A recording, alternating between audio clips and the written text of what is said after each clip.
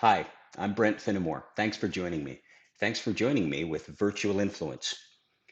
Have you noticed it's getting more difficult to influence people these days when you're on video calls? We all know that it's a different game, a different experience. And we're wondering, I suppose you're probably wondering, or you wouldn't be watching this video, how can I be better at influencing others? How can I take the abilities I have face to face and make the best use of those abilities? And what new skills do I need in addition in order to be able to be a great influencer in a virtual environment? And we're going to answer all those questions. We're going to unlearn some things. We're going to learn some things. We're going to learn about three key competencies that are going to help us to persuade, to impact, to lead, to sell, and to manage people in a virtual environment. And the rules are different, and the skills needed are different. Let's learn.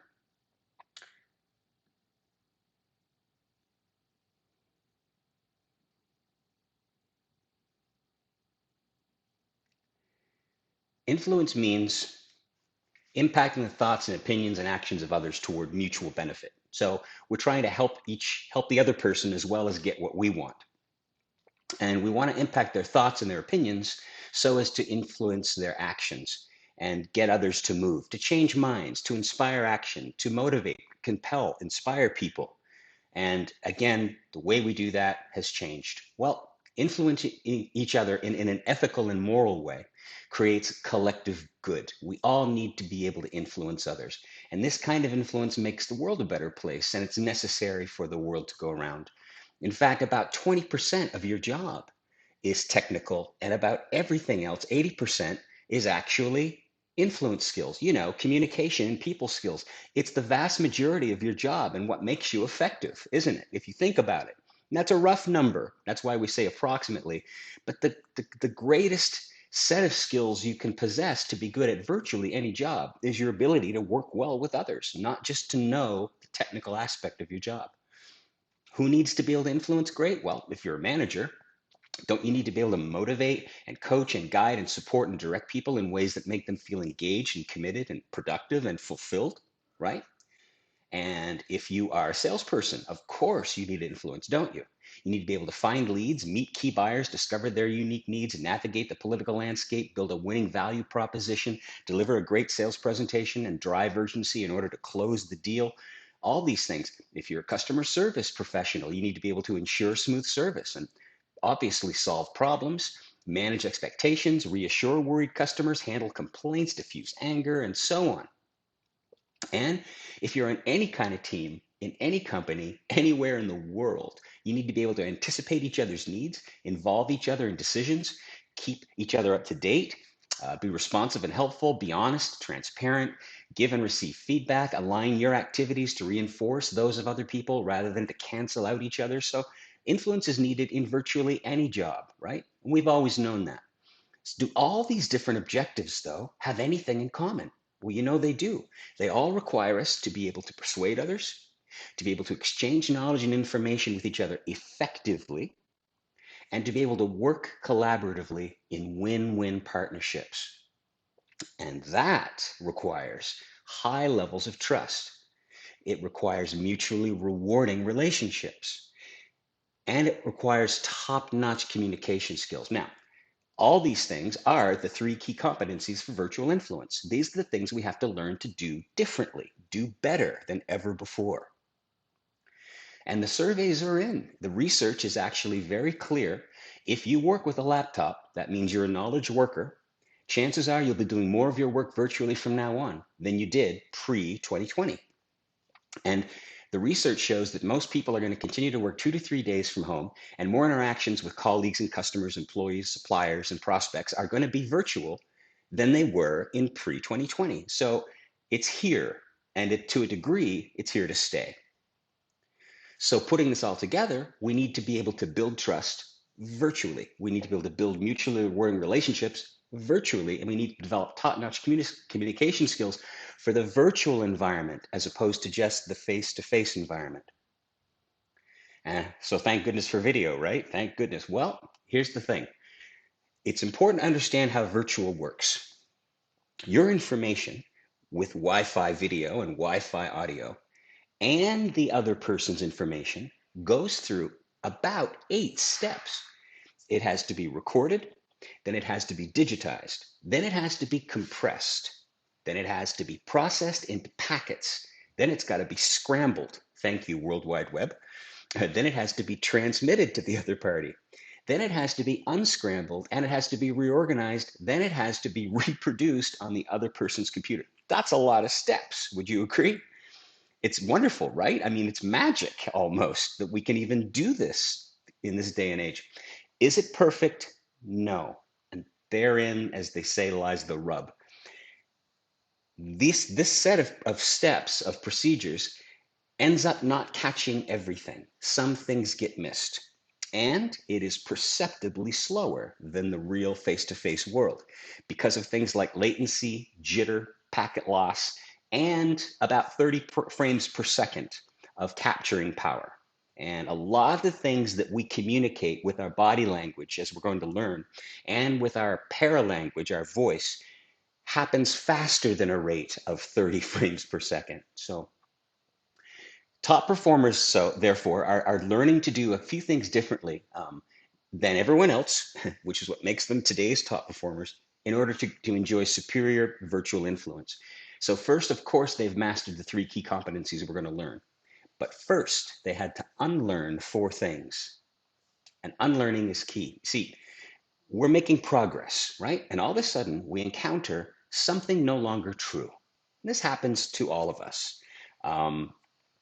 For example, in 1995, some of you weren't around then. I was, and I'll tell you, there were people, because computers were still new, there were people who thought, who believed you could still work efficiently without a computer. I mean, they didn't think it, they knew it, right? They knew this to be true.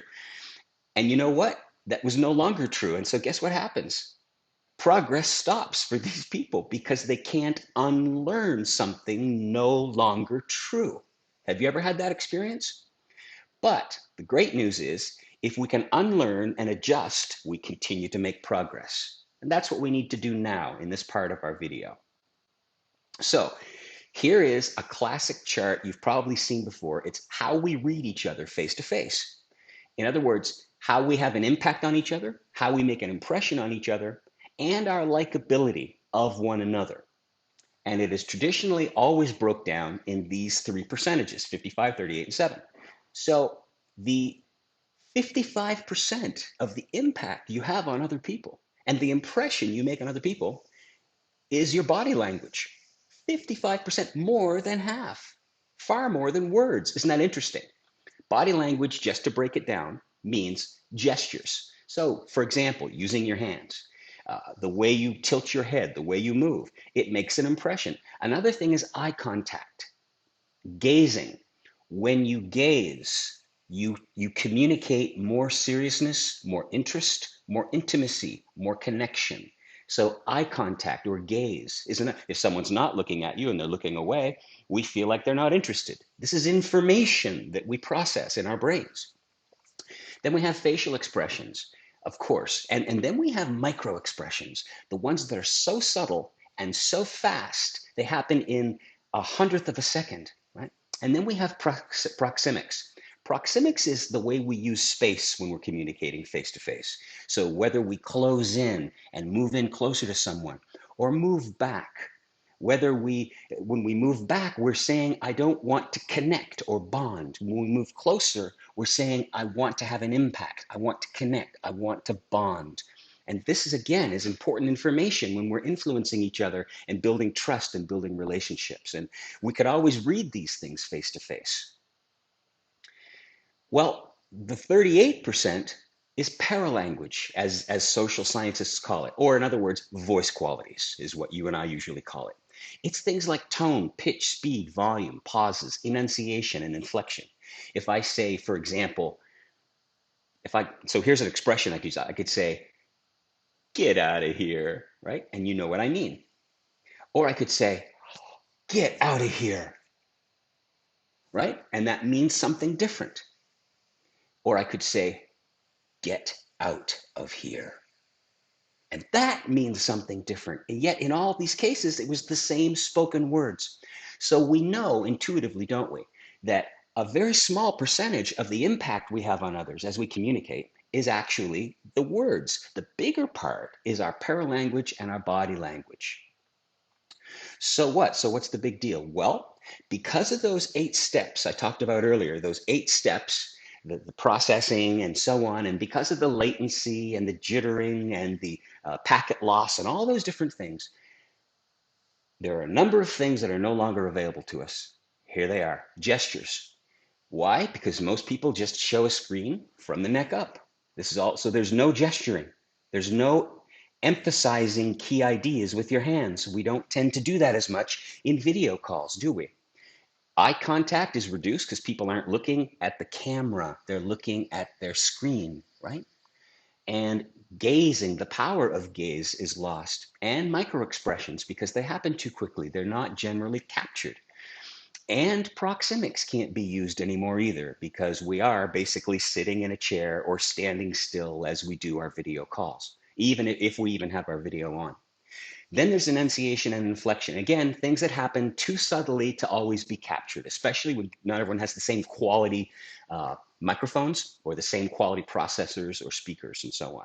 So that's the new challenge. So virtual communication actually reduces influence by 50%. The nonverbal, 55, is now about 18%.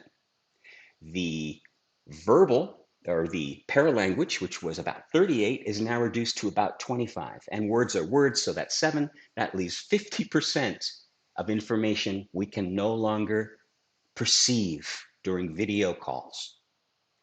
So the first thing we must unlearn is this: the idea that you can see people on video calls like you can face to face. You must stop over relying on visual cues. The second thing we have to give up or unlearn is the belief that you can hear people on video calls like you can on the phone or on face to face. You have to stop over relying on audio cues. Now, why? You can say, well, Brent, what's the big deal? Why? Here's why.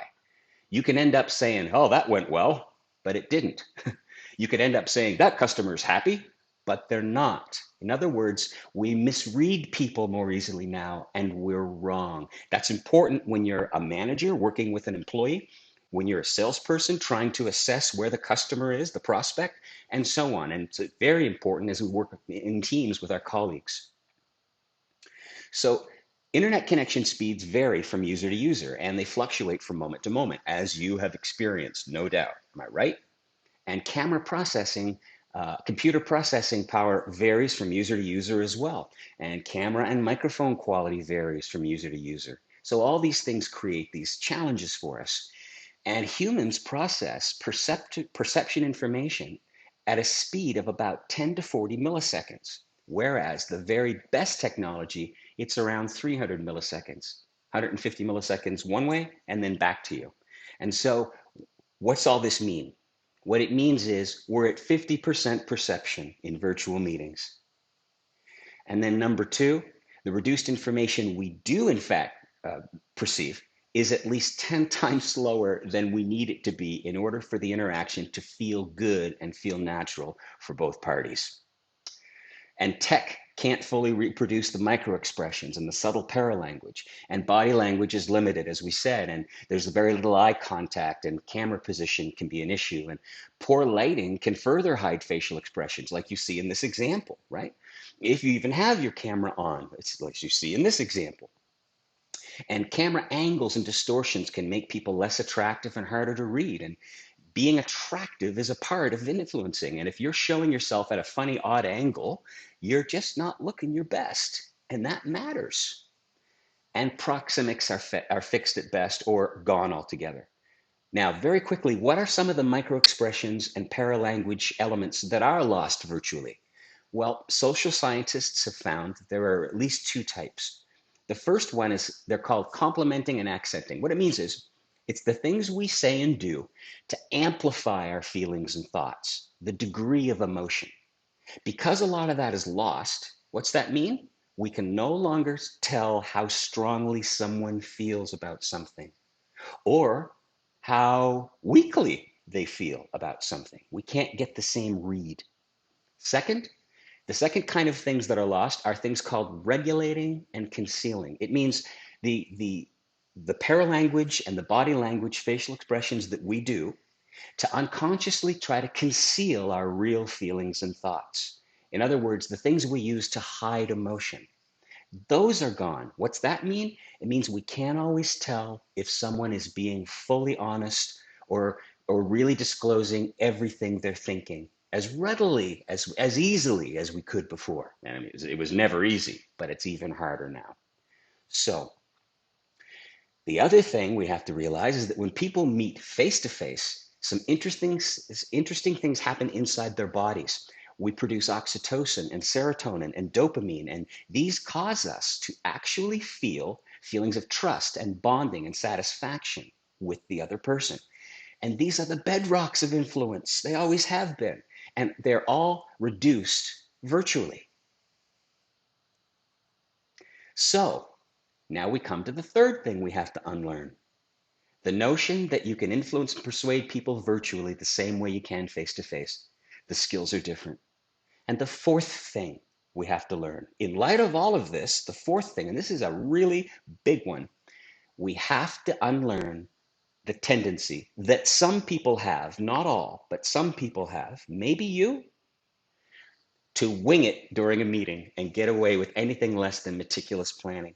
The planning and design, the engineering of a meeting is more essential and critical than ever before because we don't have as much influence. So as a result, we can't just pick it up and go along as we could before. We can't just find a way to recover a meeting that's going badly. We don't have the same influence or impact on each other. So it's harder. So we need to be better designers. Now, what we got to do then is take this limited information and we have to learn to get more from spoken words than ever before. And that'll be our strategy as we move forward. But one more thing to keep in mind too, email itself was never a good way to influence others. It's like 93% ineffective if you look at the simple math compared to face to face. And it's even less effective email in a virtual relationship where we don't have those occasional face to face get-togethers in order to really bond and build trust and really know someone. So it's less useful than ever before, and yet we're relying on it more than ever before. So again, four things we have to unlearn. One, we've got to stop over-relying on visual cues.